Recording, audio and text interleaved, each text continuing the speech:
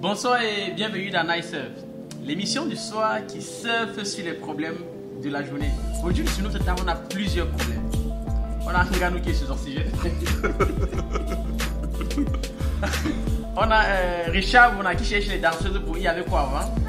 Et on a Nathan Douala qui a coupé son âge. Il a aujourd'hui le même âge que ses deux enfants, 7 ans. Aujourd'hui, pour parler de tous ces sujets, nous avons la ravissante Larissa. Bonsoir. Bonsoir. Bienvenue dans Night Surf. Merci de m'avoir invité. Okay, c'est nous qui vous remercions. Et comme toujours, c'est vrai qu'il n'aime pas qu'il dise ça. Aujourd'hui, on a bonsoir aussi Patrick. Bonsoir. Il y avait quoi avant, la fameuse question. Qu'est-ce que j'ai fait qu'il y avait avant? Il y a plein de choses avant. Hein. Il y a plein de choses avant. Les gens disent que le Coca-Cola d'avant, peut-être qu'il ne faut pas faire publicité, était meilleur. C'est vrai ça. Bon, la bouteille était plus solide quand même. avant le rachat de Guinness par... c'est ça? Par les brasseries. Pas les brasseries. Non, je paie les pédales là. Non. Coca-Cola, c'est pas Guinness. Coca-Cola, c'est des brasseries. Les brasseries. Oui, c'est quoi des brasseries. Mais en fait, c'est avant que... Parce qu'il y a eu un... Comment c'est ça? Il y a eu une guerre entre les brasseries et Coca-Cola qui aboutit au fait que les brasseries ont perdu le contrat de Coca-Cola. Ils ont commencé à produire leur autre marque américaine. World Cola. World Cola. Voilà, donc c'est World Cola. Mais maintenant, quand Coca-Cola est revenu sur le marché, les gens commencent à dire que Coca-Cola d'avant était meilleur. Ouais. Peut-être comme la Guinness qu'on vendait en pharmacie aussi avant. Est-ce que c'était meilleur que la Guinness qu'on vend maintenant dans les bars? Je sais pas. Bon, j'ai toujours cru que c'était une histoire des vieux qui disaient que la Guinness, on la vendait vraiment en pharmacie. C'est peut-être pour soigner les maux de ventre. La Guinness soignait tout, à ce qui paraît. Moi, je ne sais pas si on vendait la Guinness en pharmacie. On disait les gens. Bon, il paraît que ce que moi j'ai eu comme information, ça veut dire qu'il y avait tellement peu d'épiceries que les épiceries servaient aussi de pharmacie. Donc, et dans les épiceries où il y avait des pharmacies, où il y avait aussi des médicaments, on vendait aussi la Guinness. J'imagine seulement mon père et son ordonnance à la pharmacie. Je veux un gazier de Guinness, c'est mon médecin. C'est mon médecin qui m'a prescrit ça. Non, mais je pense que c'est une publicité sur laquelle les gars tournent quand même. Oui. Ça fait comme si c'était un truc. Non, la Guinness, c'est l'alcool. C'est bien pour la santé. Guinness is good for you. C'est ce que je disais. C'est une légende urbaine qu'on entretient pour voilà. Ouais, c'est pas mal pensé quand même. Je pense que les gars du marketing et Guinness travaillent. Bien sûr qu'ils doivent travailler. Bien sûr qu'ils doivent travailler. Mais ils n'ont pas travaillé assez. Ils se sont fait racheter. Bon, même quand ça ne dépend pas de l'équipe marketing. Guinness Cameroun, qui s'est fait racheter. C'est Guinness Cameroun qui s'est fait racheter Cameroun. C'est Guinness Cameroun qui s'est fait racheter parce que Diageo, qui est le grand groupe, ne trouvait pas que c'était rentable. Mais ils conservent toujours les droits sur la marque. Oui. Oui. Ah, ok. Ça veut dire que chaque fois qu'il y a production, ou du moins ils ont un pourcentage sur ce qui est... Oui. Oui, c'est-à-dire que quand tu vends... Oui, donc ils ont toujours des royalties de la marque Guinness. Oui, la marque Guinness. Parce que la marque Guinness n'appartient pas aux brasseries. Ils ont juste le droit d'exploiter au Cameroun. C'est-à-dire qu'ils ont le droit de produire la Guinness. Mais la Guinness, marque, oui, appartient toujours. Donc ça veut dire qu'ils doivent payer des royalties. Tu vois, ils doivent payer des royalties à la maison mère. Ah, ok, super. Oui. Et maintenant, bon, c'est vrai qu'on est dans un passé alcoolique. Est-ce qu'on peut parler un peu de ce qu'il y avait avant qui était autre que l'alcool?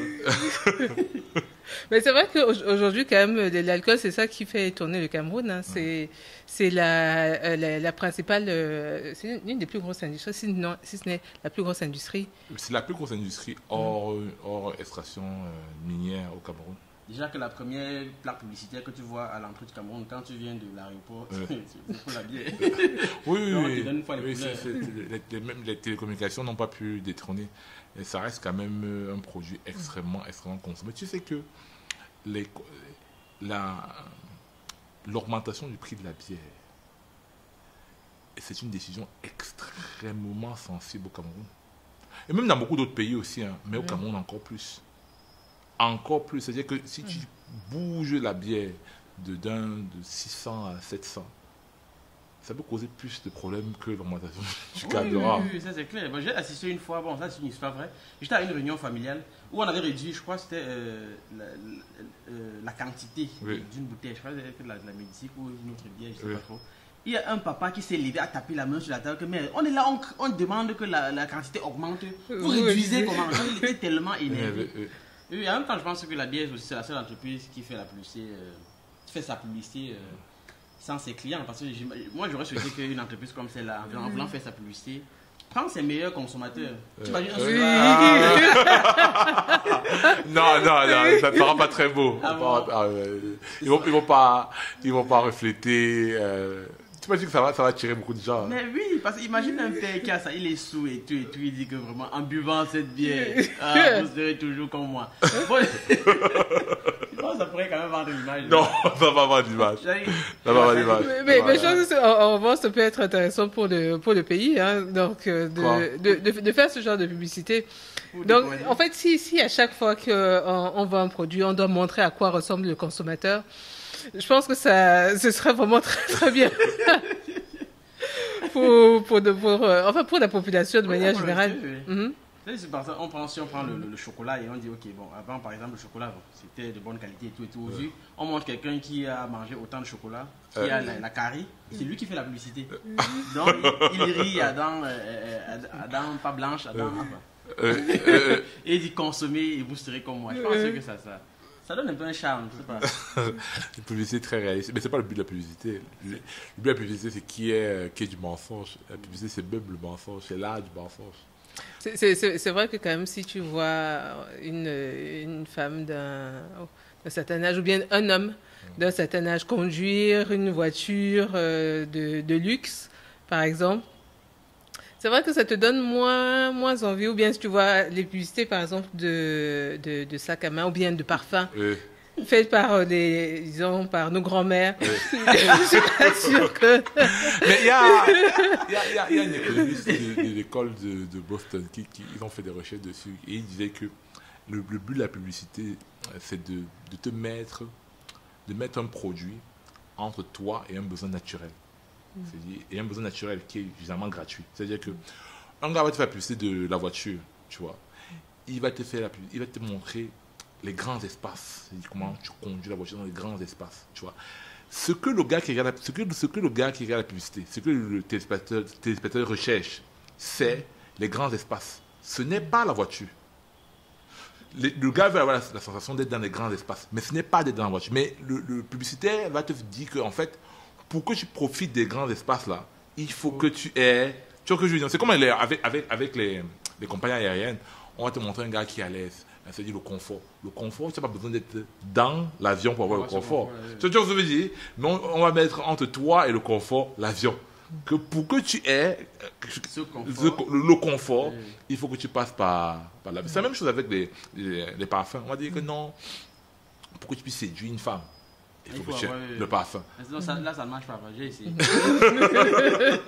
Et soit les publicités de voiture là ne m'atteignent pas, soit je n'ai pas l'argent parce que je n'ai pas encore la voiture. Mais je suis beaucoup utilisé de voiture quand même.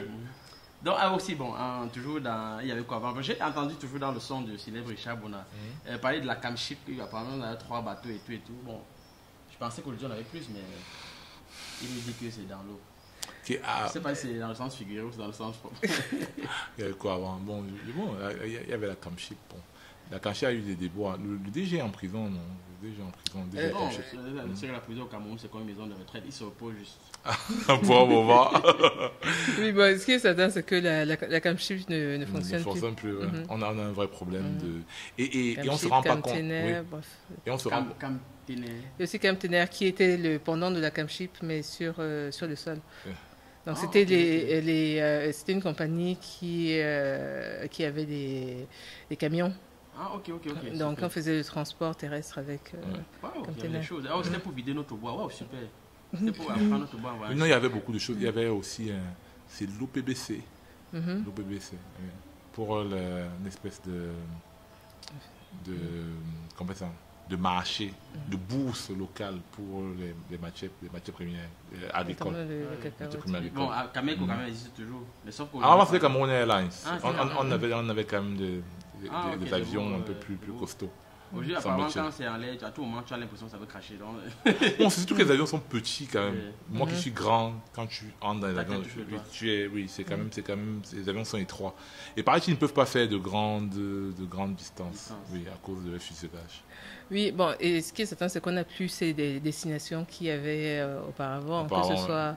parce que la caméra allait à Londres, allait dans d'autres pays africains. Et la caméra, j'ai vu une photo, la caméra Cameroun Airlines allait à Chico.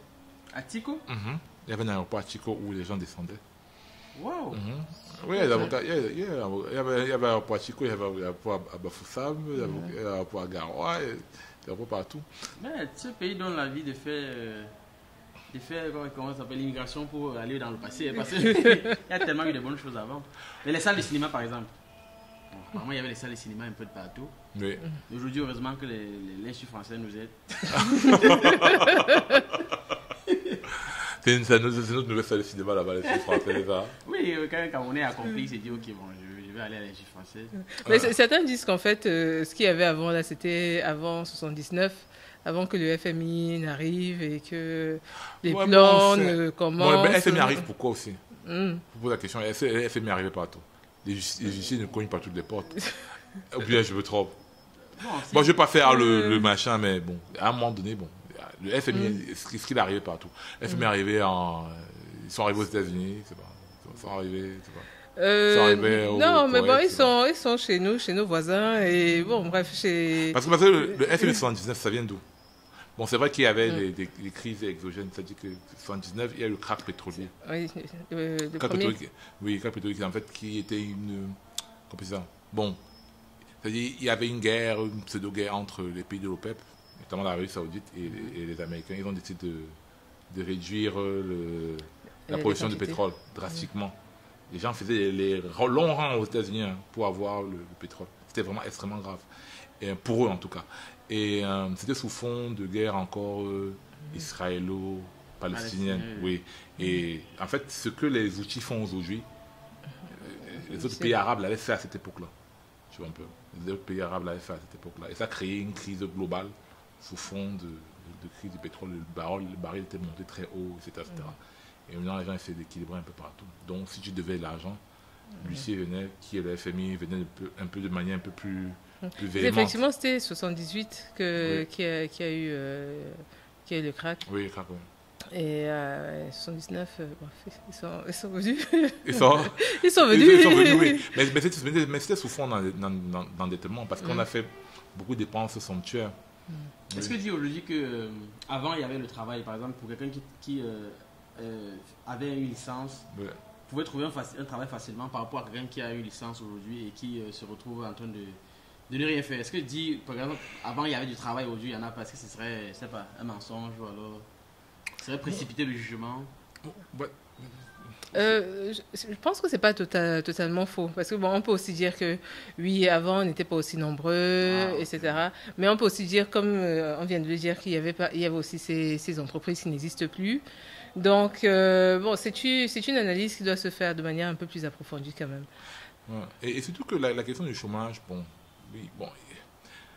oui, peut-être la manière à laquelle on formule le truc, il y avait quoi avant. Bon, c'est vrai que aujourd'hui, par exemple, ça c'est un constat qui est clair. On peut faire aujourd'hui que entre avant les années 60, machin, etc., tu pouvais sortir de l'école, tu pouvais travailler dans l'État, tu travailles au ministère des Finances, tu pouvais travailler dans des gros départements ministériels et avoir accès à certains trucs-là. Et après les années 80, les gens ont pu se mettre dans l'accès maintenant un peu aux sociétés d'État, mais privatisées. Parce qu'il y avait déjà un peu d'embouteillage au niveau de l'État. Après, c'est venu dans les multinationales où les gens des années 80, les gens qui sont nés des années 80, ont commencé à travailler. Les gens des années 90 ont commencé à travailler plutôt chez les sous-traitants des multinationales. Maintenant, les gens des années 2000 travaillent chez les sous-traitants des sous-traitants des multinationales. Tu vois là où je veux dire. Et il y a d'autres qui vont travailler chez eux. Les gens qui travaillent, ils vont seulement venir faire le ménage, laver la maison. Mais c'est vrai. Mais tu peux observer vraiment ce décalage. Pour un enfant qui est né dans les années 2000, 2001, 2003, travailler dans un groupe, dans une compagnie de télécommunications, c'est la sorcellerie. C'est la sorcellerie parce que c'est dit qu'on fait comment pour travailler là-bas. Il revient, bon, l'État, bon, c'est presque impossible. avoir un vrai job. Avoir le matricule. Voilà, au ministère des Relations extérieures. C'est dans les vrais domaines, quoi. Tu vois, c'est très compliqué. Ils ne réfléchissent même pas à ça. Avoir même seulement un travail dans une multinationale, c'est devenu extrêmement compliqué. Donc les gens rêvent, non, plutôt de travailler chez les sous-traitants. Ou bien chez les sous-traitants des sous-traitants. Parce que même chez les sous-traitants, c'est encore compliqué. Mais du coup, autre entrepreneur. Bien, entrepreneur. Oui, j'ai vu aujourd'hui. Il y avait un colloque à l'université de Tchang, je pense. Il réfléchissait sur le statut de l'étudiant entrepreneur. J'aimerais bien voir ce à quoi ça ressemble. C'est quoi le statut de l'étudiant entrepreneur? Non, le concept est bon. Au niveau de la réalité. L'étudiant entrepreneur. Entreprendre comment valider son CCI. Mais bon, si on parle par exemple des étudiants, et je pense qu'on parlait beaucoup plus aussi des bourses d'études. Ouais. Je pense qu'avant, il y avait des bourses d'études pour des vrais pays. Et aujourd'hui, il y a des bourses que tu peux voir sur le site du ministère de l'Enseignement supérieur, mais c'est seulement quand ce sont des pays vraiment où il y a la guerre là-bas. Là, c'est pour tout le monde. Alors, donc, pour l'Ukraine, là, aussi. On dit qu'il y a des bourses d'études et tout et tout. Et là, quand tu pars là-bas, toi, tes parents, quand il pleut à l'aéroport, il pleut avec raison. Ouais. Donc, est-ce que dit par exemple qu'avant il y avait des bourses d'études et dit par exemple qu'aujourd'hui c'est à tête chercheuse ou du moins c'est pour les enfants des autres? Est-ce que ce serait peut-être précipité, je sais pas, parler rapidement comme on le fait dans les réseaux sociaux? À vrai dire, maintenant, je sais. Avant, j'avais rencontré des gens qui avaient touché des bourses, qui avaient bénéficié de bourses, qui avaient fait des études, après trouvé du travail, ainsi de suite. Mais aujourd'hui, je n'en connais pas. Je n'ai plus jamais rencontré un boursier de l'État camerounais.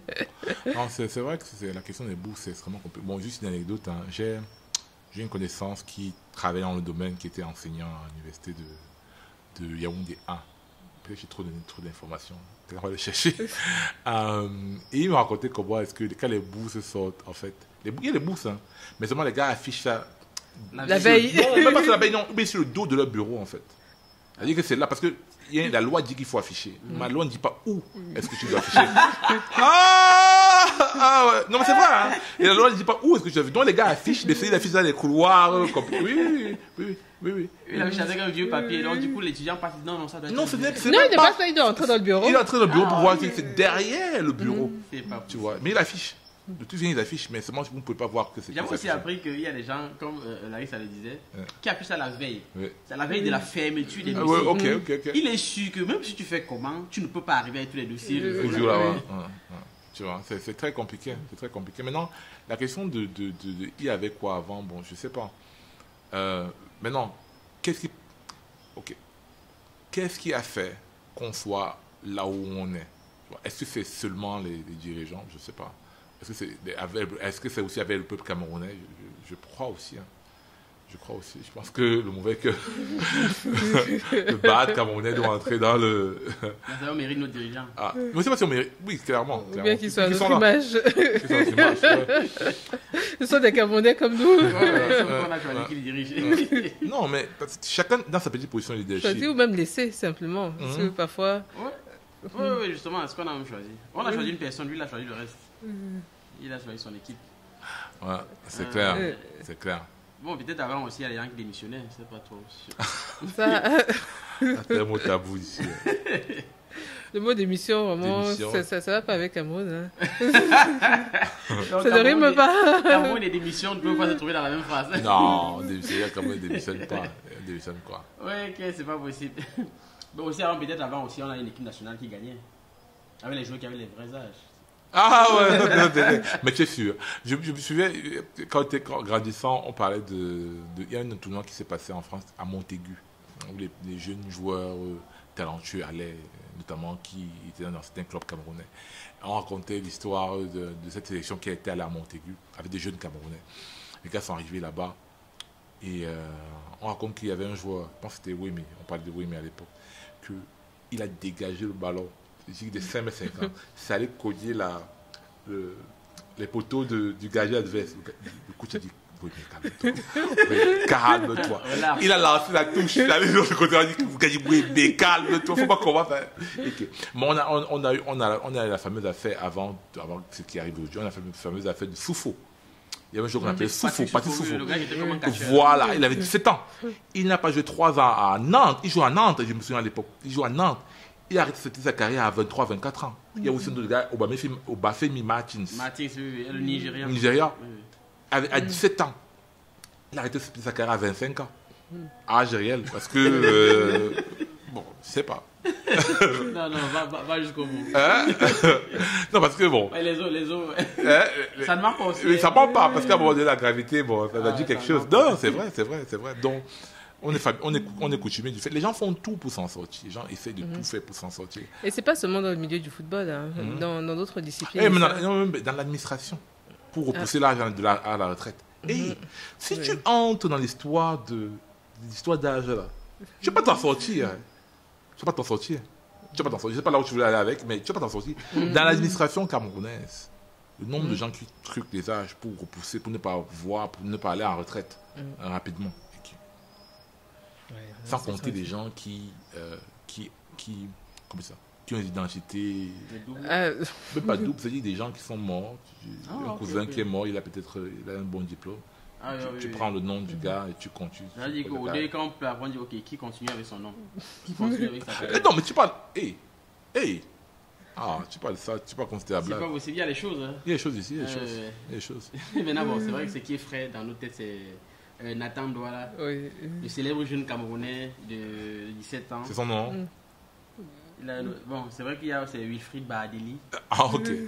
Bon, enfin, jusqu'à présent, peut-être c'est lui qui va filmer sa carte d'identité et nous la montrer. Parce que jusqu'à présent, il y a deux identités qui circulent sur les réseaux sociaux. Il y a Wilfried Bahadeli, si je ne me trompe pas. Il y a Nathan Douala, avec lequel il a été sélectionné pour l'équipe nationale des Lions Indomptables pour la CAN Côte d'Ivoire 2024. Oui. En tout cas, on est parlé très loin. Et avec le nom Nathan Douala, il avait 17 ans. Et beaucoup disent que ce n'était pas le cas. Parce qu'à 17 ans, on n'a pas la calvitie selon eux. C'est bon, c'était quand même calvitie poussée.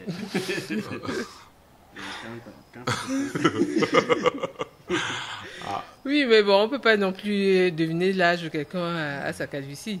Hein? Sinon, mais tu sais que la question de l'âge, là, maintenant, c'est... Bon, il y a des tests déjà qui sont déjà tels de tests osseux au niveau des cartilages. C'est ça qu'ils font. C'est-à-dire, on regarde le reste de cartilage. C'est que quand tu es jeune, tu auras beaucoup de cartilages qui vont te permettre de grandir. Plus tu vieillis, plus les doigts se réduisent. Donc, mais ce qui se passe aussi, c'est que la question d'âge, c'est une question qui est quand même assez culturelle. Hein. Parce que dans notre culture, est-ce qu'on parle vraiment des âges? Quelle culture, maman? C'est vrai, c'est quelle Oui, chez nos parents, nos grands-parents, déjà, beaucoup ne connaissent même pas quel est leur âge. Ça, c'est vrai, les choses. Et on parle plus de tranches d'âge. Tranches d'âge, oui. Que générations. Oui. Voilà. Donc, c'est un peu difficile. Donc, c'est un peu comme si on faisait un procès avec des règles qui ne sont pas les nôtres. Bon. Parce que justement, il y a beaucoup, par exemple, quand tu demandes son âge en public, il a l'impression qu'en 10 ans, il s'expose de quelque chose. Ouais. Donc, tu vois, quelqu'un fait son anniversaire, il dit plus 1. Ouais. Donc, le reste, là, n'en fait pas l'anniversaire. Je ne sais pas pourquoi, est-ce que c'est un rapport avec la culture africaine qui est de... Bon, avant même les parents, on dit tourner vers... Bon, là, je dis peut-être parce qu'on n'écrivait pas, je pense. Mais aujourd'hui, pourquoi est-ce qu'on a ce rapport étrange à vouloir toujours cacher notre âge? Et pourtant, c'est pour nous, ça nous appartient. Tu dois être content de vivre longtemps. Moi, je suis peut-être moins ésotérique, ou je ne sais pas quoi, africain que vous. Moi, je me dis peut-être que les gens donnent pas leur âge simplement parce que ça peut être retenu contre eux. Ah, tu dis dans une vidéo que tu as 20 ans et après on passe en administration, on se rend compte que tu dis là-bas que tu as 15 ans ou je ne sais pas quoi. Ça peut te causer quelques problèmes. Je ne sais pas. Hein. Problème d'aller en retraite, problème. Je pense que justement, je ne comprends pas sur quel niveau ça peut aller concernant les problèmes par exemple. Non, tu peux avoir des données, même dans les relations. Il y a des filles qui, bon, je ne vais pas parler, je vais fustiger qui que ce soit, qui peuvent dire à leur mari que moi j'ai 25 ans, alors qu'elle était à 35 ans, ou à 32 ans, tu vois. Bon, maintenant, tu as raison, certainement sur le fond, tu vois, mais c'est pas un constat que j'ai fait. Mais c'est vrai que l'âge, chez nous, c'est beaucoup plus étrange d'âge, ça c'est clair. Et ça influence aussi, peut-être surtout la mortalité qui va de façon grandissante, parce que Tu arrives à l'hôpital, on va te donner un médicament de quelqu'un de 20 ans et pourtant tu as 35 ans. Non, attends. On va dire, ok, prends-toi le péril. Bon, je me rappelle que les prises dépendent le dosage, la posologie dépend de l'âge. Oui, bien sûr. Tu vas arriver, on va te dire, tu as quel âge? Tu vas dire, ok, j'ai 25 ans et pourtant tu as, tout le monde sait, ou du moins, tes parents savent que tu as 35 ans. On te donne le remède en sirop. Et pourtant, ce n'est pas pour les gens de ton âge. Non, là-bas, tu l'as dit ton vrai âge. Ah, c'est clair, ce qui est bien, c'est qu'il y a le secret médical. Donc, là, tu peux... Au Cameroun, le secret médical au Cameroun. Il est censé y avoir le secret médical. Il y a pas de secret médical. Oui, en même temps, parce que je pense qu'il y a des positions où le médecin lui te dit, ok, il ferme la porte. Parce que là, il dit, ok, là, tu parles maintenant à ton médecin. Soit tu dis la vérité, soit tu parles. En fait, docteur, il y a 40 ans. Parce que la question... Moi, vraiment, c'est question d'âge. Tout ça, c'est la pauvreté, quand même. C'est la pauvreté. C'est la pauvreté, et ça peut pas être seulement la pauvreté. Parce que c'est pas dans tous les pays pauvres où les gens truquent autant peut-être qu'au Cameroun. Un joueur gagnerait en quoi faisant? En diminuant son âge. Et c'est déjà, il est sur le marché de l'emploi quand il diminue son âge, ou alors, je sais pas, ou alors les gens aiment ceux qui sont jeunes. Il paraît qu'il y a une directive européenne qui avait dit il y a quelques années que tu ne pouvais plus aller sur le marché européen, les joueurs ne pouvaient plus aller sur le marché européen, non formés sur le territoire européen, s'ils dépassaient 23 ans. Je sais ce que je veux dire. Donc ça donne quand même un temps. C'est-à-dire que si tu as moins de 23, si tu as plus de 23 ans, tu ne peux plus être appelé en Europe. Si tu n'as pas été formé là-bas. Et puis il y a aussi les catégories. Donc quand tu joues en minime ou bien tu joues mais avec les qualités d'un adulte, forcément tu es plus performant. En tout cas, tu as l'air plus performant, tu attires plus les sélectionneurs, les managers, et tu as la possibilité d'avoir une carrière plus intéressante que... Parce qu'à l'époque, en 2017, par exemple, quand on a découvert Bassougo, je crois que c'était en 2017, quand on nous disait son âge... Avec Mina, là. Il jouait, ses enfants étaient au stade, bravo papa, vas-y papa, mais il dit qu'il a 17 ans quand même. Parce que quand même, il y a le visage des enfants de 17 ans. Il va dire qu'il a beaucoup souffert sa vie. Il y a l'espoir aussi. Il a beaucoup souffert sa vie. Il a souffert que qui? On attend aussi trop souffert ou quoi? Ah, d'accord, je sais pas. Mais ce qui me tue l'histoire là, vraiment, c'est... Moi, je pense que...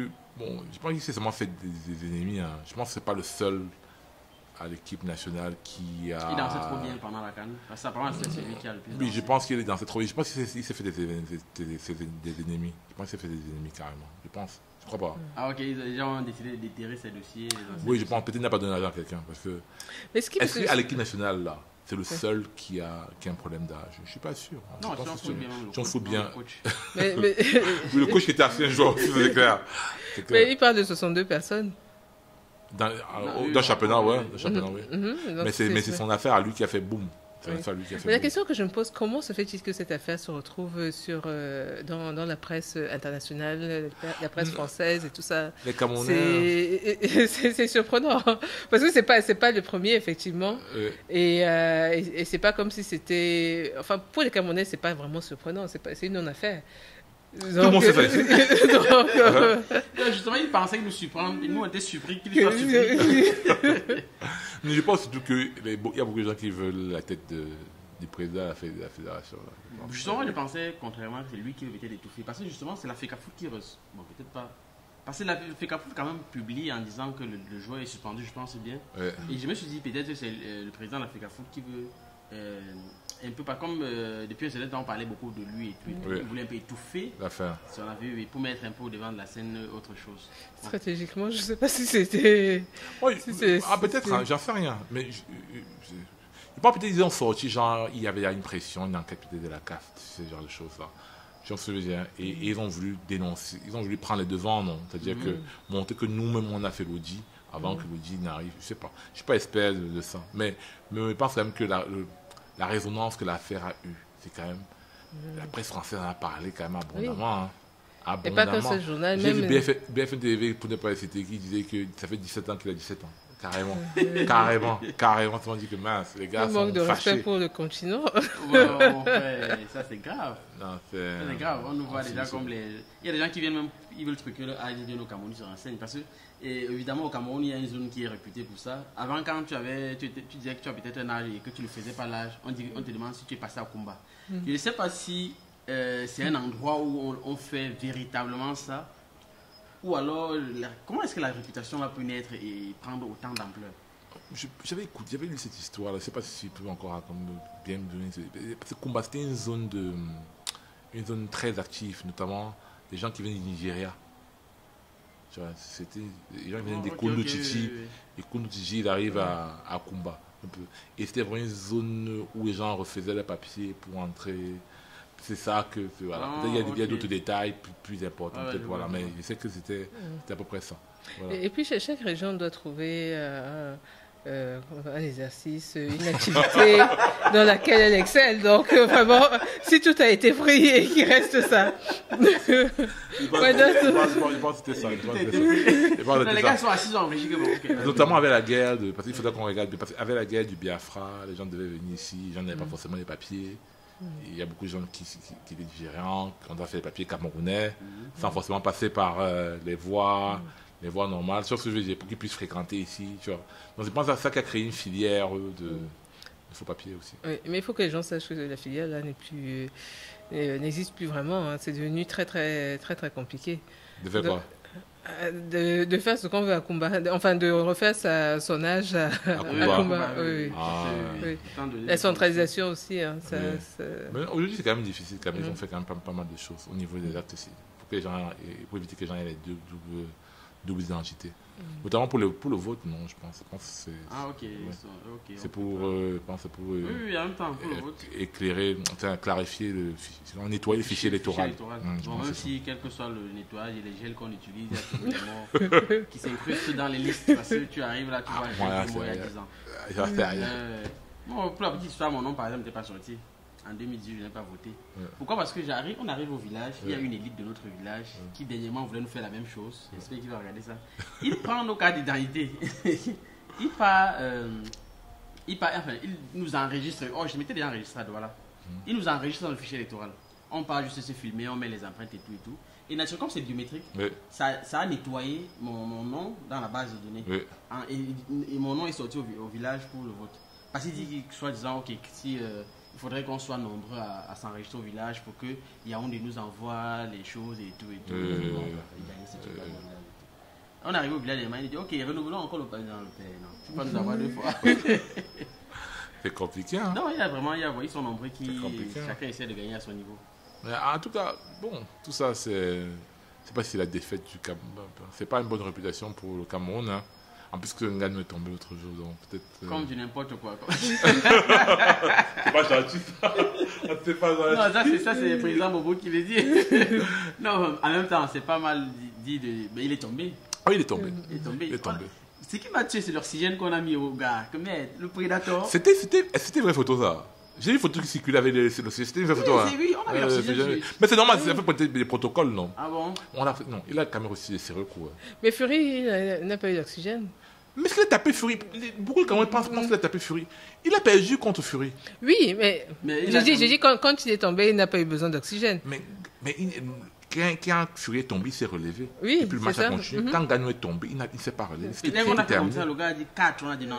Il a l'oxygène pour appeler celui-ci, son cas est grave.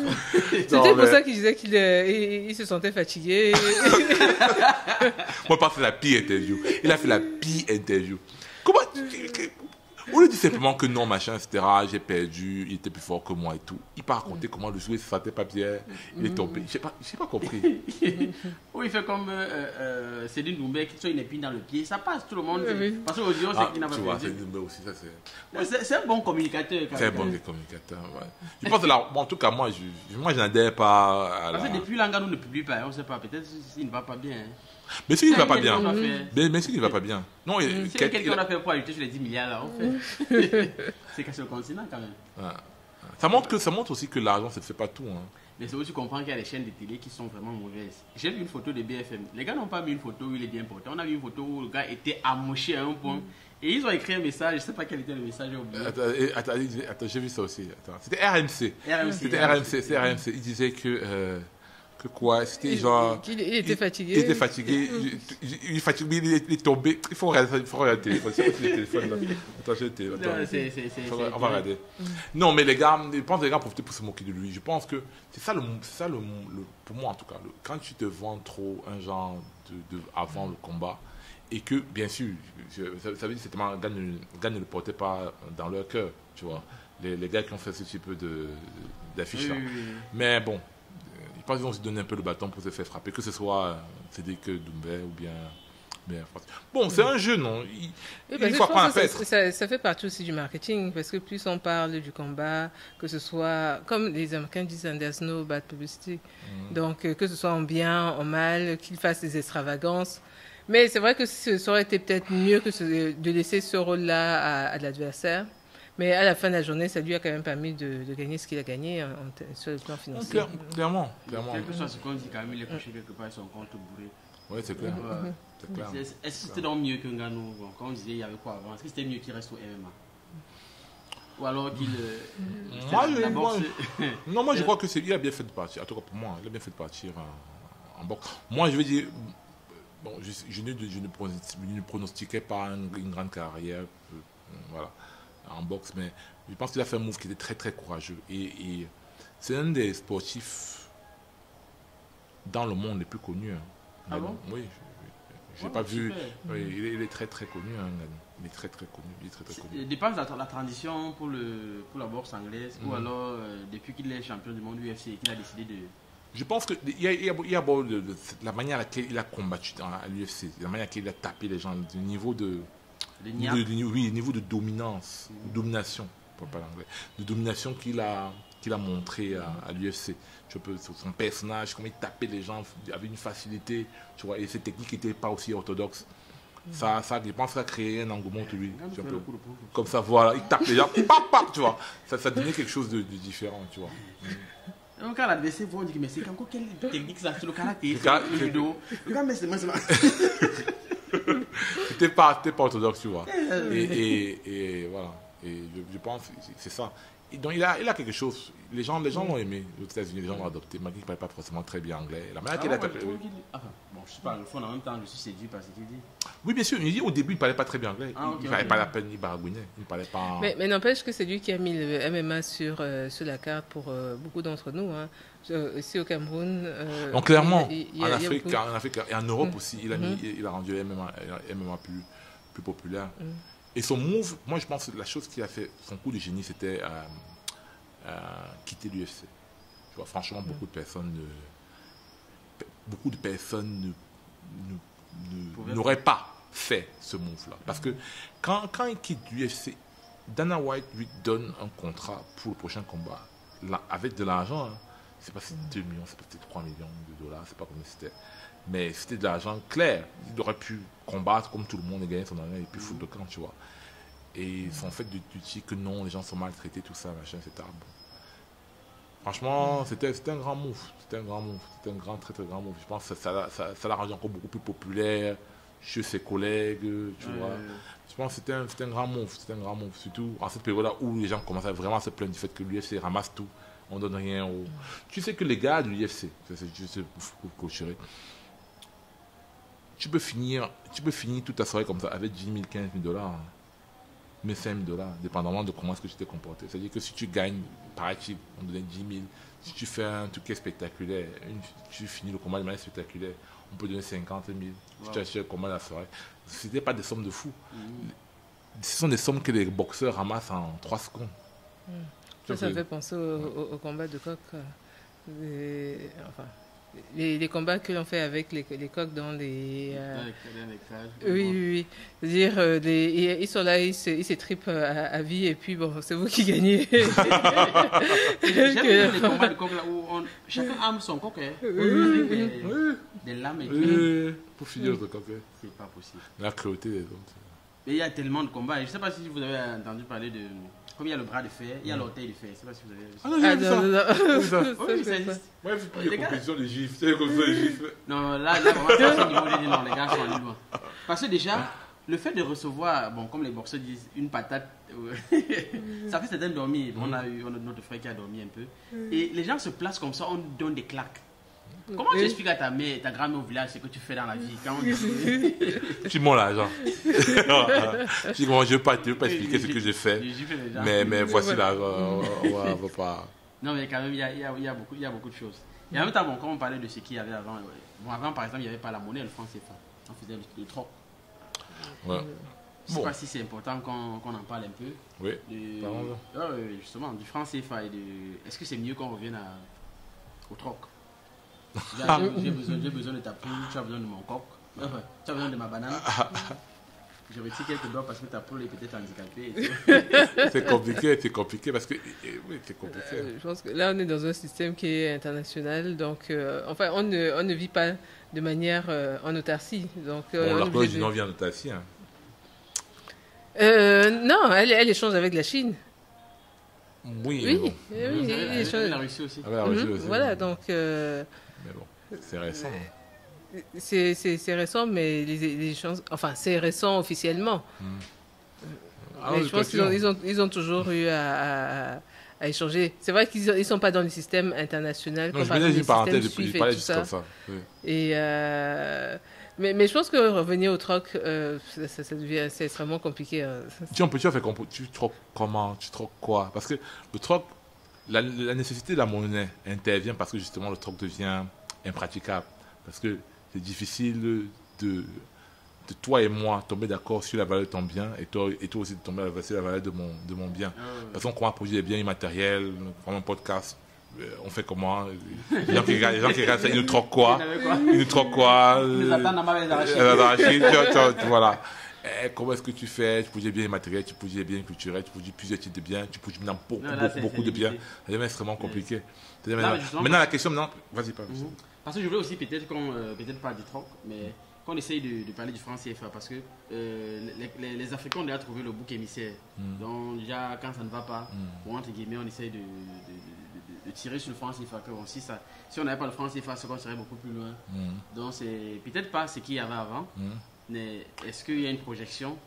Est-ce que se projeter par exemple à une monnaie pour le Cameroun par exemple, ou alors pour la CEMAC, serait un pas vers cette liberté ou alors vers cette vie beaucoup plus... mais bon, je sais pas, tu veux aller...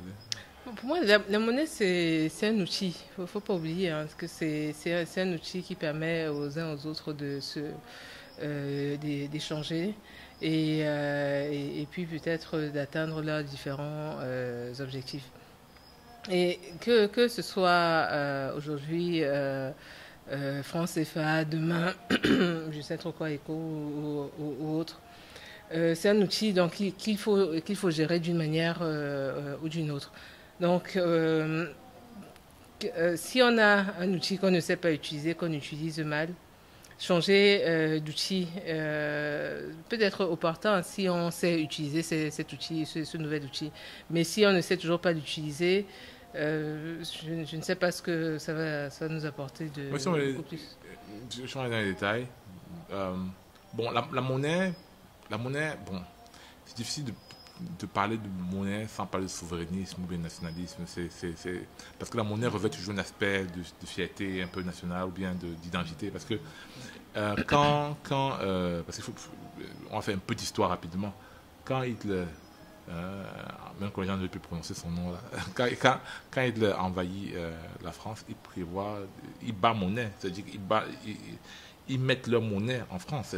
Les Français n'utilisent plus leur monnaie, ils utilisent le Deutsch. La monnaie allemande. La monnaie allemande, parce que ça fait partie aussi des outils de servitude, d'asservissement. C'est ce que je veux dire, non? Qu'un État peut mettre pour asservir un autre. Ça veut dire que tous vos flux financiers, tous vos échanges vont passer par moi. Parce que vous avez besoin de la monnaie pour pouvoir faire des échanges entre vous. Donc je suis au courant de tout ce que vous faites. Il ne faut pas oublier ça.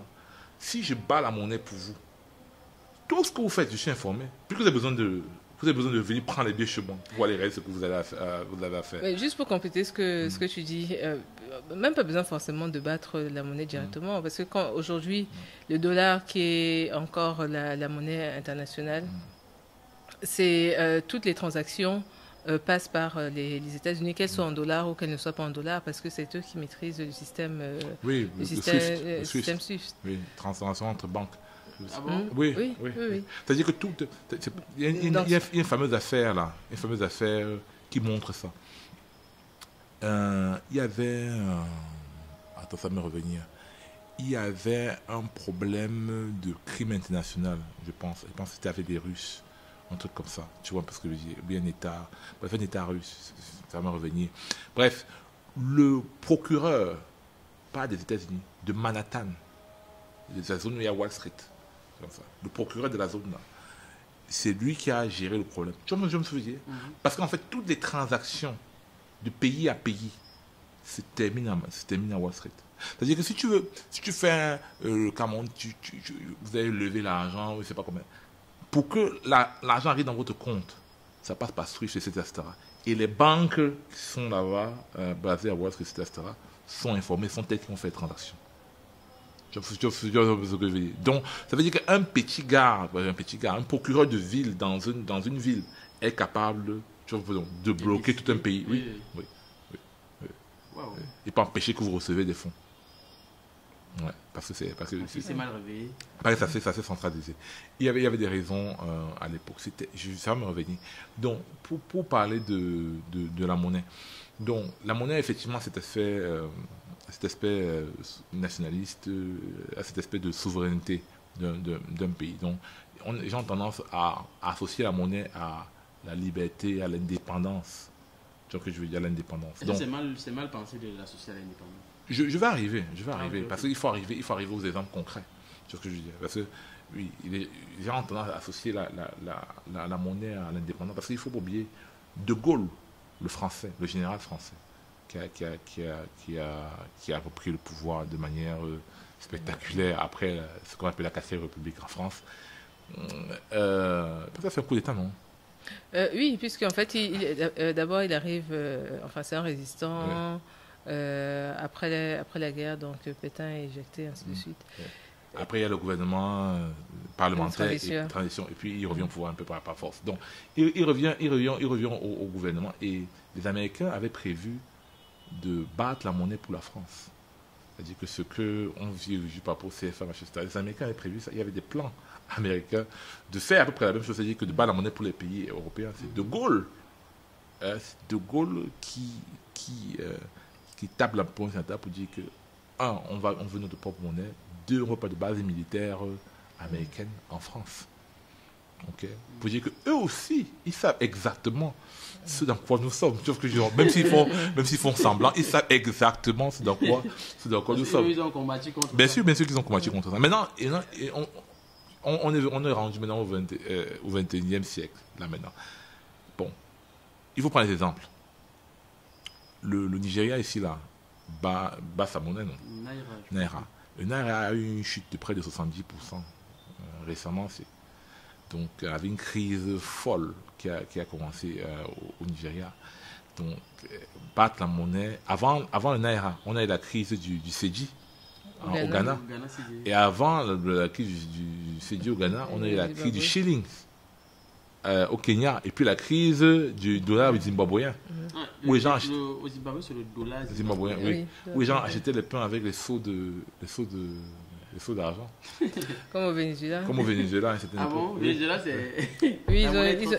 Oui, ils ont aussi une crise parce que à cause des relations très difficiles qu'ils ont avec les États-Unis, notamment. Parce que, en fait. Ça m'amuse parce qu'ils ont dit que tout ça, ce sont les États-Unis. Dès que vous avez les relations tendues, les gars disent ok, on baisse votre. Moi, il y a ça, il y a la gestion aussi. Il y a la gestion aussi. Il y a la gestion aussi. Parce que normalement, la monnaie, c'est lié à. Bon, c'est l'école. Bon, c'est deux choses. C'est vos taux d'intérêt ou bien ce que vous êtes capable d'exporter. C'est-à-dire que si. C'est le résumé du PIB, je pense, ça. Parce que le PIB, bon, je ne sais pas si c'est ça. Moi, je me demande ce que vous exportez sur ce que vous importez. Est-ce qu'il y a un rapport entre ces. Oui, mais ça c'est la balance commerciale. En fait, pour dire, parce que, en fait, la monnaie, c'est comme le troc entre les États, non? Mais seulement que les États, chacun a sa monnaie. Ta monnaie vaut combien? Ta monnaie vaut beaucoup si si je veux acheter des choses chez toi. Si tu as les iPads, les machins, etc., que moi je veux, et que moi j'ai seulement les tomates, que toi je ne veux pas, ben, tu peux trouver ailleurs. Quand moi je vais battre ma monnaie va valoir moins, puisque moi je veux beaucoup plus que toi tu as. Tu vois, non? Hein? Donc ça, tu vas me dire, ok, remballe-moi, moi je vais indexer ta monnaie sur les tomates. Tu vois, non? Et ces tomates valent moins, tu vois que je veux, ta monnaie sera moins. Tu vois que je veux dire. Or, si moi je vends les produits qui sont chers, de haute qualité, et que les gens veulent, tu vois que ma monnaie aura tendance à être beaucoup plus forte. Mais il n'y a pas que des avantages d'avoir une monnaie forte. Bon, on parlait des... Tu as aussi vu par exemple... Je vais comprendre pourquoi est-ce que, je crois, à présent, le livre sterling, c'est quoi, c'est la monnaie la plus... Ça a baissé. Ça a baissé à un moment donné, quand ils sont sortis après le Brexit. Après le Brexit. Ça a baissé.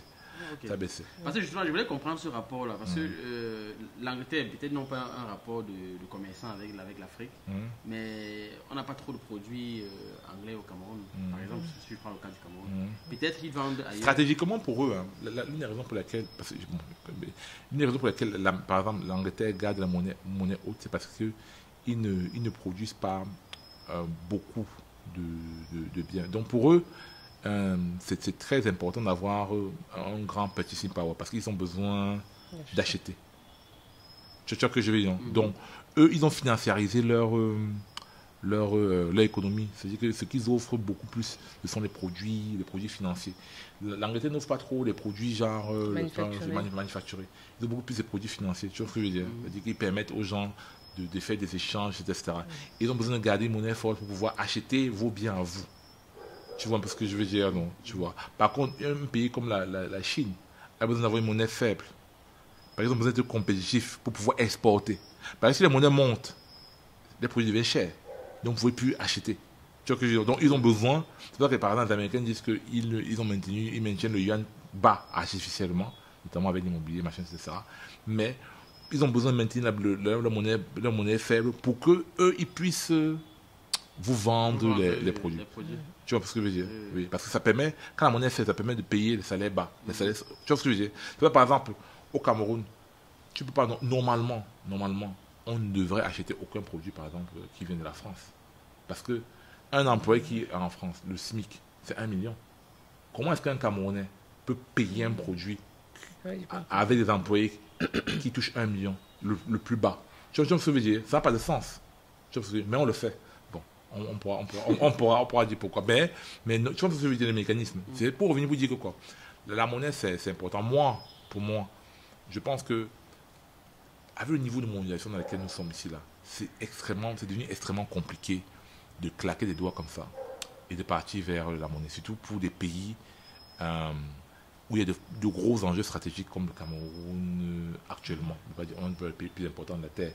Mais les pays qui sont quand même un peu inclus dans le système mondial, parce que nous ne sommes pas landlocked, c'est-à-dire qu'on a la côte, on a le port, tu vois que je veux dire.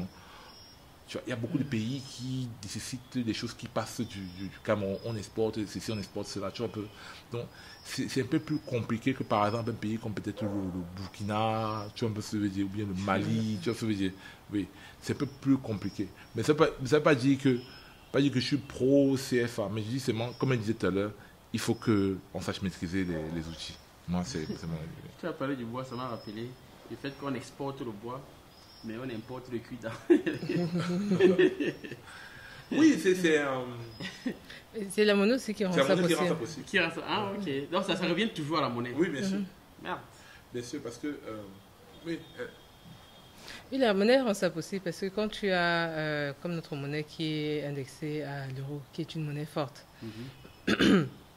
forcément, on a plus, on a un pouvoir d'achat, on est plus capable d'acheter des choses à l'étranger, produites ailleurs. Et donc, si on peut acheter, pourquoi se fatiguer à produire? Non, mais quand tu dis indexé à l'euro, ça veut dire que la conversion se fait facilement. Je ne comprends pas bien. Oui, c'est une parité fixe. Parité fixe.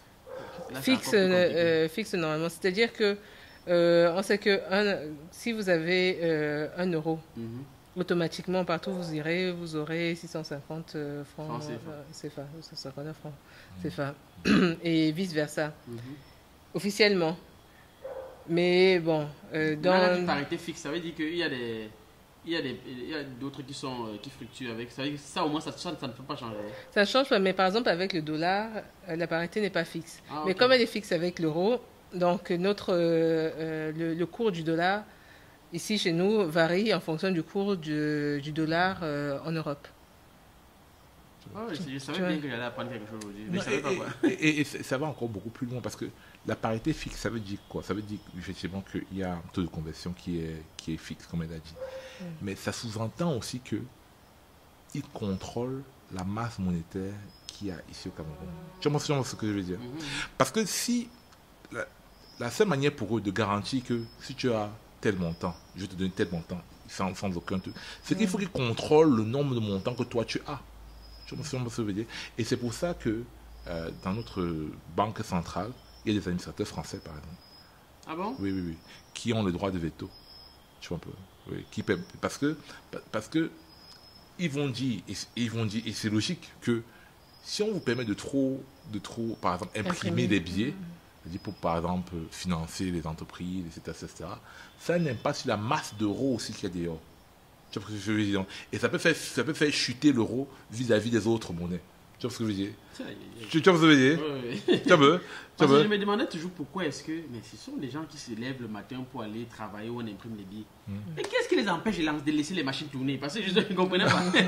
Non, c'est pas... Ils voyaient ça comme dans c'est seulement aux États-Unis qu'on fait ça. À part aux États-Unis. Et en Europe, avec la crise du Covid, qu'ils ont commencé à faire ça. C'est ce qu'ils appellent... On appelle ça quantitative easing. Donc c'est pas comment on appelle ça en français, mais c'est pour dire que c'est un long mot pour dire qu'on imprime l'argent comme on veut. C'est pour dire que, parce qu'avant, on a parlé des États, on a parlé des années 79, non? Une des choses qui a changé, qui a basculé le monde qui a fait basculer le monde dans le règne de la crise, c'est l'arrêt de l'étalon or. Ça a eu lieu dans les années 70, entre 69 et 73, un truc comme ça. On a eu l'arrêt de l'étalon or.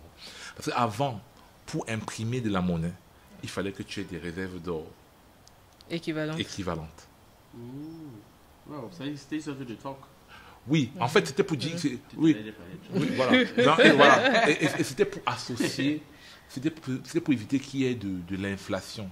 C'est pour éviter qu'il y ait de l'argent qui circule comme ça, qui ne veut rien dire. Tu vois, il fallait qu'on associe l'argent à du travail. Tu vois, parce que l'or, c'est un métal rare. Donc, plus vous travaillez, plus pour l'avoir, plus vous pouvez accumuler de l'argent. Mais ce qui se passe, c'est que quand les Américains ont fait ce qu'ils appellent le plan Marshall pour reconstruire l'Europe, ils ont commencé à prêter de l'argent un peu partout aux Européens pour la reconstruction. Et dans un plan, bon, on ne va pas commenter leurs choses, mais dans un plan un peu machiavélique, les gars se sont retrouvés à ne pas pouvoir payer la dette. Et les Américains ont dit, ok, si vous pouvez payer la dette, nous on a besoin de se financer quelque part. Donc on va commencer à imprimer l'argent sans forcément avoir besoin de backing d'or. Tu vois ce que je veux dire? Donc les Américains ont commencé à imprimer l'argent comme ils le voulaient. C'est vrai que par exemple, les États-Unis ont la plus grosse dette de tous les temps sur la Terre. C'est 3 000 milliards, 3 000 trillions de dollars. Ils impriment l'argent quand ils veulent. Quand ils veulent l'argent, ils impriment. Tu vois ce que je veux dire? Quand ils veulent l'argent, ils impriment. Ils sont plus endettés qu'au Cameroun. Bien sûr. tous ces pays, la plupart des pays, pas la plupart, tous les pays on occidentaux. On a 50% de notre PIB. On n'est pas 50% de notre PIB. Oui. La France a 101%, je pense. Les États-Unis, la plupart des pays occidentaux sont plus surendettés. Ils sont surendettés. Oui. Oui, non, mais la question c'est, et là on revient à la... Enfin, quand on dit surendetté, c'est par rapport au PIB. Parce qu'en fait, la notion de l'endettement, c'est par rapport à ce qu'ils considèrent comme étant la capacité de remboursement. Okay. Et on se dit qu'il y a certains, il y a toujours des uns et des autres. Donc on dit que vous n'êtes pas peut-être aussi endetté que nous, mais au vu de ce que vous produisez, on n'est pas sûr que vous puissiez rembourser. Voilà. Donc, ce sont des gens qui sont endettés, qui nous prêtent, qui nous viennent en aide de temps en temps. Oui, bien sûr. C'est même la base, c'est la base du truc. Le système n'est pas compliqué. Hein. Je voulais pas qu'on... les échanges, la question de fond, hein, la question de fond, c'est qui a l'âme, qui a l'outil pour fabriquer l'âme. C'est deux questions. Qui a l'âme, qui a l'outil pour fabriquer l'âme, et qui a le produit pour maintenir les soldats. Parce que, contrairement à ce qu'on pense, on n'est pas un monde en paix. Les Américains produisent ces billets-là tous les jours parce qu'ils ont la plus grosse armée du monde. Tu vas faire quoi? C'est ça le fond. Hein. Ce sont les militaires. Tu vas faire quoi? Tu vas remarquer par exemple que tous les pays qui parlent fort, ce sont les pays qui ont la possibilité d'avoir l'arme, des armes nucléaires, etc. Je veux dire, oui, la France parle, tous les pays qui sont, notamment, on dit les pays qui donnent le veto, machin, etc., sont les pays qui ont l'arme nucléaire. Et ils ont eu l'arme nucléaire alors que les gens avaient signé des traités pour empêcher la prolifération d'armes nucléaires. Tu vois ce que je veux dire? C'est-à-dire que pour dire que le développement, en fait, dans le monde aussi, personne ne veut que tu te développes. Personne ne veut. Tu dois aller arracher ton développement. Tu vois ce que je veux dire? C'est-à-dire que le Pakistan, par exemple, personne ne voulait qu'ils aient l'arme nucléaire. Ils ont eu un génie. On n'a pas de son nom aussi. Ils ont eu un génie. On va l'arrêter. Un génie, tu vois, qui a fait l'arme nucléaire pour le Pakistan. Et dès qu'il a fait l'arme nucléaire pour le Pakistan est entré dans un autre domaine en termes d'aura internationale, etc. Tu vois ce que je veux dire? Parce que la question, mais on va te dire avant qu'il ne faut pas que tu aies. Il ne faut pas que tu aies. Tu vois. Donc pour dire que le développement ne peut pas se passer en suivant les clous de ce que nos amis d'en face nous disent, qu'il faut faire ceci, il faut faire cela. Tu vois ce que je veux dire? Oui. Parce que c'est très compliqué. Donc pour la monnaie, moi je pense que bon, la monnaie, il faut qu'on apprenne, comme on disait là, à manier la monnaie. C'est-à-dire que avoir les comptes clairs, avoir les audits clairs. Est-ce qu'on est capable de réaliser les audits de nos dépenses? Tu vois ce que je veux dire? Même pour un lycée, soit même pour un ménage. Tu vois, la gestion de l'argent, la gestion des dépenses publiques, du train de vie de l'État, la performance des banques. C'est-à-dire que quand on prête l'argent aux entreprises, parce que contrairement à ce que les gens pensent, l'argent que les banques prêtent, ce n'est pas l'argent des banques, c'est notre argent, nous tous. Mais puisque tu te souviens, la crise de 2008, pour ceux qui étaient un peu éveillés à cette époque-là, la crise de 2008, c'était quoi? C'était subprime. C'est-à-dire que les gens n'arrivaient pas à rembourser leur crédit immobilier. Donc tu peux rester chez toi quand on dit il n'arrive pas à rembourser son crédit immobilier. On s'en fout, la banque. Mais c'est après que tu te rends compte que en fait, l'argent que les banques prêtent là, c'est notre argent. Donc ce qui fait que quoi? Si les banques font des prêts qui ne sont pas performants, c'est-à-dire que les gens ne remboursent pas, et que ça s'accumule, c'est tout le système qui casse. C'est tout le système qui casse. Donc, on doit avoir des décisions. C'est pas que tu crées la banque, tu donnes des projets à ton frère. Non. Il faut qu'on puisse avoir une économie qui est performante. Tu vois ce que je veux dire? Donc, et en laquelle nous croyons aussi. Voilà. Donc ce n'est pas une question. Pourtant, on ne croit pas. Non, parce en laquelle nous croyons, parce que si nous ne croyons pas en cette économie, nous n'allons pas y investir. Et on va se retrouver dans un système extraverti qui va plomber encore la monnaie. Où on va se retrouver dans des situations dont on vient de parler. Mais par exemple, l'année qui est passée, quand tu voulais acheter, l'année qui est passée, oui, 2 ans, oui. Quand tu achetais quelque chose en Europe, il y avait une liste terrible que tu devais remplir. Et les gens, il y avait des commerçants qui étaient en rang. C'est-à-dire qu'on te dit qu'il n'y a pas de CFA pour aujourd'hui. Tu attends que les euros. Tu attends que les euros soient disponibles. Pourquoi? C'est ce que je te disais tout à l'heure. Parce que les FMI, les Européens, mettaient une pression pour maintenir un certain niveau de masse monétaire au Cameroun. Il ne fallait pas que l'argent bouge n'importe comment. Il fallait que ce soit vraiment justifié, etc. Même quand tu recevais de l'argent, c'était compliqué. Tu vois, je me dire, oui, ça s'est un peu légèrement amélioré. Mais pourquoi? Parce que moi, je pense qu'il faut qu'on apprenne à ne pas seulement être dans le symbole. Je dis que, machin, made in Cameroun, je mets une chaussure en peau de bœuf et puis ça va aller. C'est pas ça. C'est que... Attends, tu décrois les gens Non. Les gens doivent consommer in Cameroun, tu vois ce que je veux dire. Mais il faut qu'on ait des fonctionnements performatifs. C'est-à-dire que on on doit apprendre à inclure la performance dans ce que nous faisons. C'est-à-dire que je ne prends pas quelqu'un parce que c'est seulement mon frère. Parce qu'il a la compétence. Parce qu'il a la compétence de faire le truc.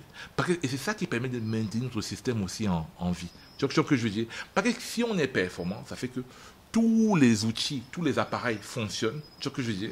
Et quand les appareils fonctionnent, ça veut dire que c'est plus facile de consommer.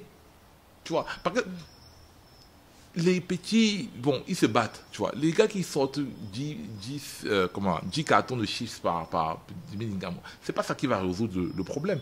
Il faut que les grandes sociétés soient capitaux camerounais. Tu vois ce que je veux dire? Donc, comme je disais tout à l'heure, il faudrait qu'on fasse confiance à notre système. Donc, ne consomme pas forcément la Samara, machin, etc., mais prendre toutes les économies et investir, par exemple, dans la CDC. Est-ce que tu es capable de le faire? Tu vois ce que je veux dire? C'est ça la réalité. Prends tes économies et investis dans la CDC. Prends tes économies et investis dans AES au lieu que AES vienne récupérer, Eneo vienne récupérer le groupe. Chez tes économies, c'est vrai, non? Chez tes économies, investis dans la Société nationale des eaux. Tu vois ce que je veux dire? Bon, même jusque-là, AES c'était toujours un groupe américain. Je crois que le groupe mais ils sont venus, le groupe Actis est entré pourquoi? Parce qu'il y avait sous-capitalisation, l'État avait besoin d'argent. Ok. Avant, c'était d'abord Sonel. C'était Sonel. Mais bon, justement, je disais plutôt que AES était toujours un groupe, mais un groupe américain toujours. Ça veut dire que si c'est un groupe, notre groupe qui a pris, bon, je ne vois pas où pourrait venir le problème. Si un autre groupe est venu acheter, je ne sais pas, la production, le transport et la distribution des l'énergie, le problème est à quel niveau? Je crois que comme c'est externalisé, c'est ça. Mais comme on dit, tous les... En fait, ce qu'il essaie de dire, c'est que ça a toujours été... Avec AES, on avait déjà externalisé. Donc, que ce soit avec Eneo... le problème maintenant, le problème, c'est quoi avec la fourniture d'électricité? C'est que, généralement, la fourniture d'électricité est un service qui est donné à l'État. Pourquoi? Parce que la fourniture d'électricité, ce n'est pas... Tu peux pas seulement la voir sur l'aspect de la performance financière. Or, tu comprends ce que je veux dire? Par exemple, tu as ton village, je ne sais pas où, mon village, mon gars, je ne sais pas quoi. Tu as un village qui est éloigné. Les gens là-bas n'ont pas forcément l'argent pour payer, on va faire par exemple 100 mégawatts. Tu vois ce que je veux dire? Ils n'ont pas l'argent ils n'ont pas beaucoup d'appareils, etc. Or, si tu es un opérateur tu es un opérateur privé d'électricité, tu n'as aucun intérêt à aller donner de l'électricité à Bangolap ou bien à Montréal ou bien dans les contrées ici, dans le sud ou bien. Tu n'as aucun intérêt. Puis il n'y a personne là-bas. Et ceux qui sont là-bas, ils ont une lampe et tu vas déployer des câbles, des techniciens. Tu vois ce que je veux dire? C'est pour ça qu'on va généralement à l'État parce que ce sont des entreprises qui donnent le développement. Et ils maintiennent l'équité.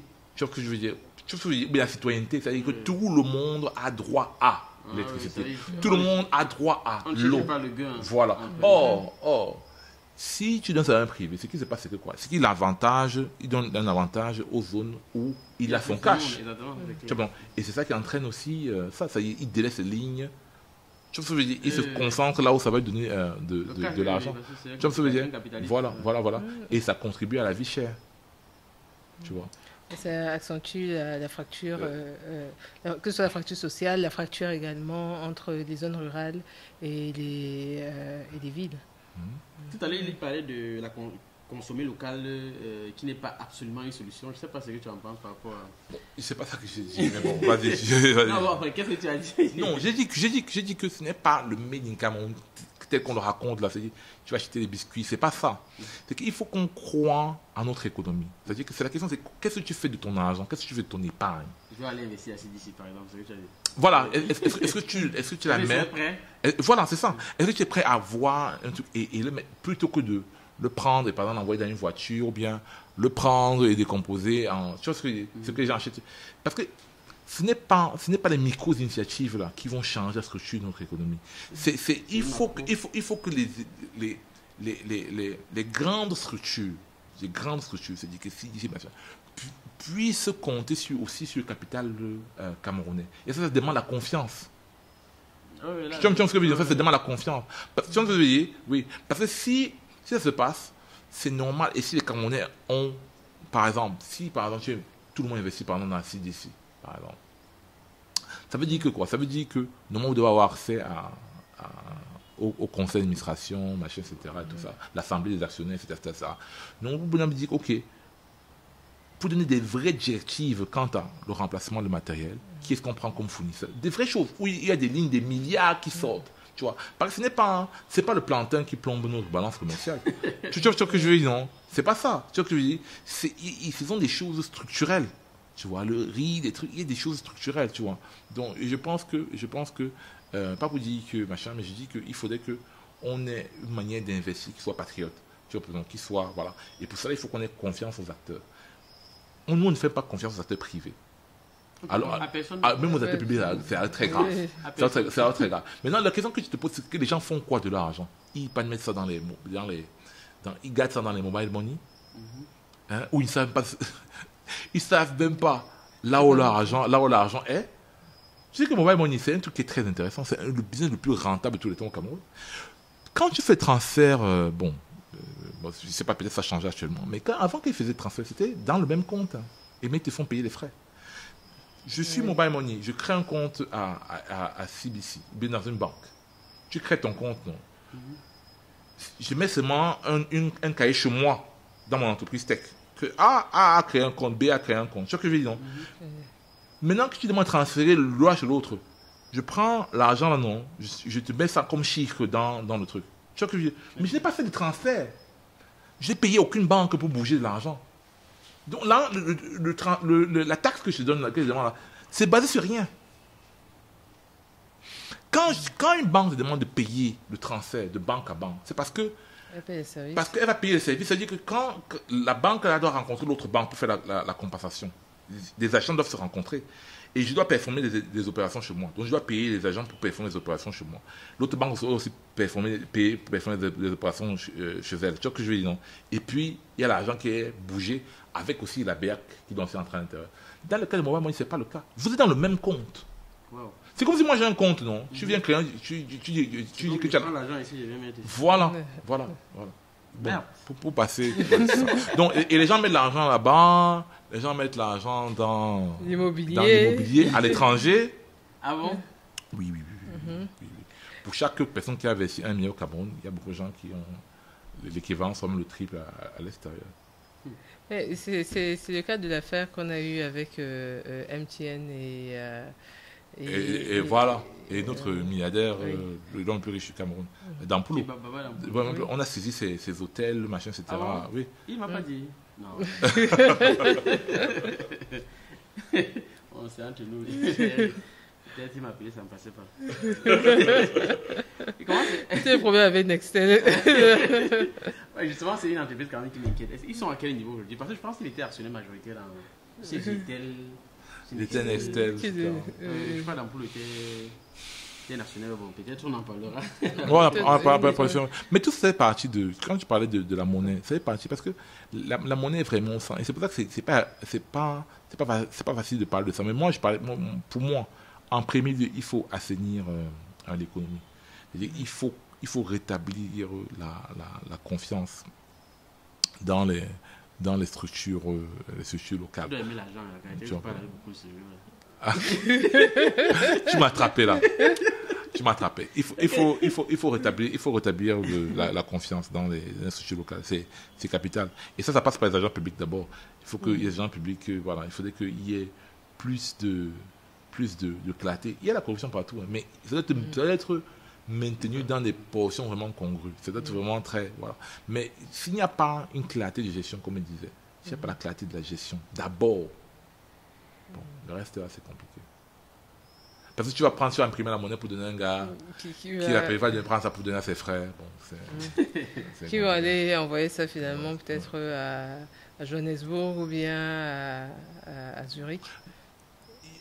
On a attrapé un monsieur, il est en prison là, avec 66 000 euros. Ça fait 40 millions de maroquinerie, c'est-à-dire les ceintures, les sacs de 40 millions. C'est là, voilà, l'argent ne Camerounais pas. C'est pas possible. Est-ce que tu sais que... Les ceintures. Oui, ceintures, ça, les grosses marques là, non. LVMH, tout ça. Donc, en même temps, chacun. Ou bien deux fonctionnaires qui partent, c'était sorti à la presse. Il part à un restaurant en France, il dépense 30 000 euros en bouteille de vin. 18 millions. Ah, ok. Et puis d'autres souffrent. Ah bon. Donc, pour dire que tant qu'on n'a pas de clarté On n'a pas dans vu, la gestion, et que- c'est difficile de parler de monnaie pour moi. Parce que si vous n'avez pas une... Par exemple, qu'est-ce qui plombe le Niger? C'est ça. C'est ça. Ils ont C'est leur ça. propre monnaie, mais... ça- Voilà. Les gens passent le temps à importer les Rolls-Royce, les machins, etc. Tu vois ce que je veux dire? C'est pas... Oui, c'est bien pour toi que tu as un Rolls-Royce chez toi, mais c'est pas ça un peu. Oui. Les gens importent des Rolls-Royce. Les gens, les Rolls-Royce... Quelqu'un fait sa maison, il importe pour 10 millions, 15 millions de matériel. Tout ça, on compte sur le pétrole. Ça fait que le jour où le pétrole a un petit, comme ce qui s'est passé récemment, parce que c'est ça le problème, c'est que le pétrole a eu un petit mot. C'est ça pour mettre le pays. Oui. Parce qu'ils dépendent de ça pour payer toutes les importations. Wow. Tu vois. Donc, ça fait que la monnaie a... Il n'avait pas d'argent pour composer. La monnaie a plongé. Ah oui, j'espère que les gars qui font banque et finance vont suivre cette émission et partager. Ils vont utiliser ça pour faire leur rapport de stage. C'est vrai qu'à la fin, c'était très sérieux. Parce que là, vraiment, tu as développé. Mais au final, le gars, c'est quelle formation?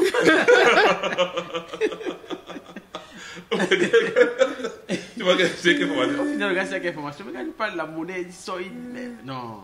Non, en même temps, c'était très instructif, j'ai beaucoup. Il me manquait seulement mon petit bloc-notes de là pour prendre les notes. Donc, tu vas voir la vidéo. Tu vas voir la vidéo. Ça va mieux. Mais c'est important. On va voir les choses sérieuses aussi. Ça va pas. Ouais. Bon, je sais pas si Larissa avait dit un mot pour la fin. Parce que quand même, on est à la fin de l'émission. Hein. Eh bien, abonnez-vous, partagez, likez. Ouais, super. Bon, je sais pas si tu vas dire la même chose. Moi, j'ai rien à dire. Abonnez-vous, partagez, likez. Déjà, tu as un trop parlé. J'ai Tu trop parlé. sais que l'émission, si c'est 1 heure, c'est que tu as parlé, c'est 50 Et minutes. dis que c'est grave. J'ai jamais fait ça. Non, tu regardais seulement comme C'est ça. pas passé à la vie. Ça veut dire que après, franchement, j'avais une fièvre, peut-être toute la journée, j'étais frustré. Ah ouais. Mais j'avais besoin de parler. Tu avais vraiment beaucoup Je à pense dire. qu'on était au rendez-vous des Et peut-être alcooliques. la prochaine émission, on va encore parler de France et du monde. Non, je parlerai plus. Si vous voulez qu'on parle encore de finances, écrivez en commentaire parce que vraiment il a beaucoup à dire sur la finance. Ah.